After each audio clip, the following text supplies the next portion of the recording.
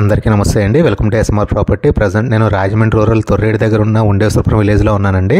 మనకు ఉండేశ్వరపురం విలేజ్ అనేది Torredu centre main road నుంచి 2 కిలోమీటర్ల దూరంలో ఉంటుంది. రాజమండ్రి సిటీ నుంచి 7 కిలోమీటర్లు ఉంటుందండి.